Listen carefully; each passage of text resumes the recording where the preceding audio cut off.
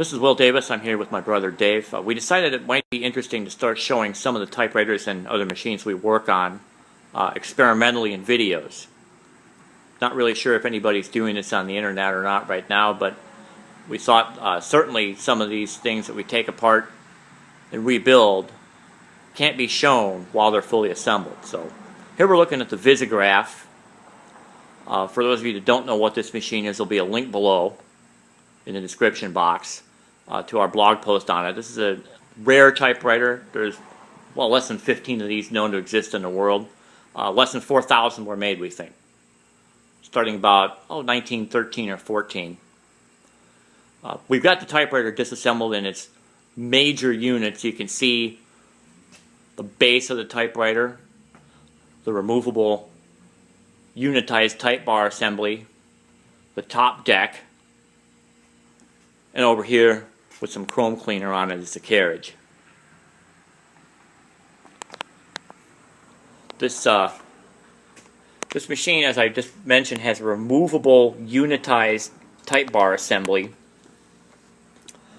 Dave's picking up now. Comes out in one piece, or at least we took it out in one piece. That's the way it's designed.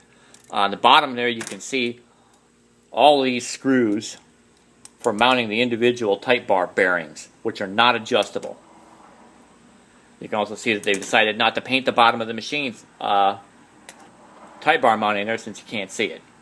That's one of the striking features about this machine, is that it's designed to have a type bar basket that's removable in one piece for servicing, which it's almost like they knew it was going to wear out. Right. At first, when you first think about that, it's like, oh, that's a good idea. The problem is, it is almost impossible to get this unitized type bar piece out.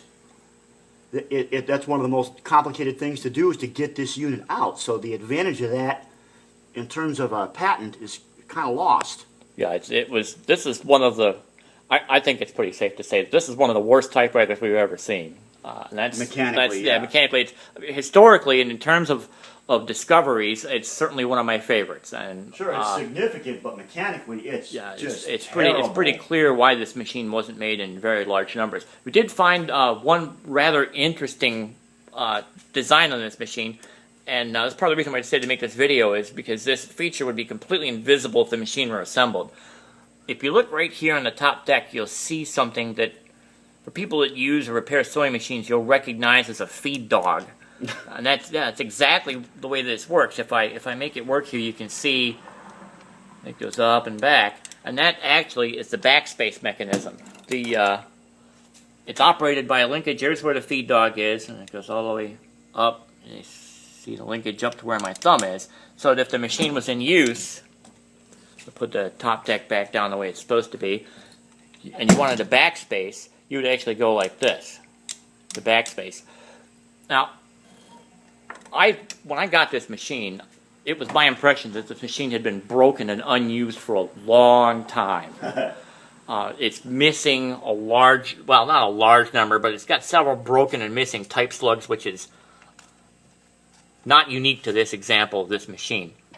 There's one that's completely gone. Yep. Right here. There's one that snapped off through the slug right there. Yep. And that's, you'll see, Monarchs are the same way with the pin connection, but you don't see them missing type slugs that often. And also a bunch of these are rotated. Yep. They've spun in there, and so they're no longer in alignment this way. And I see, because they're splayed, they have to be rotated, and you can see clearly some of these are not. Right. No longer in alignment. Right. And when we got this machine, I have to note that the print alignment fork, the type alignment fork, was completely broken off, as is part of the ribbon vibrator.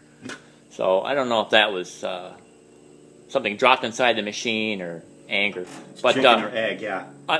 Another thing that tells me this machine wasn't used much is the fact that if this machine was used a lot and backspaced, most people would grab the machine like this and backspace, but you notice the paint's not worn over there. Nor the decal.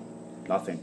Yeah, that's not the sign of a machine that was heavily used. Normally you see heavy paint wear in the region of operating devices like that, especially the backspace. But not on this. Not on this. So I think this machine was broken a long time ago, and for whatever reason was put aside forgotten about until somebody found it and put it on eBay, and I was lucky enough to win it. If it was a car or a rifle, you'd call it a barn find or a closet find. Exactly. Something that sat a long time untouched. And I'll tell you, a lot of the junk we got out of it was, looked Like a like, barn. like a barn. Animal hair fibers and bug casings and so forth and so on. One interesting thing, to close the video, one interesting thing that survives on this machine is the original type bar rest, which you can see tacked to a support strip there that's leather backed with felt, which remains completely intact. You can see the felt underneath the leather. All the way This across. is still, it's a little softer now that we've worked on it, but it's still intact. So there you go. There's your first look at the Visigraph apart, and we'll have some more reviews of it and some other typewriters coming up soon.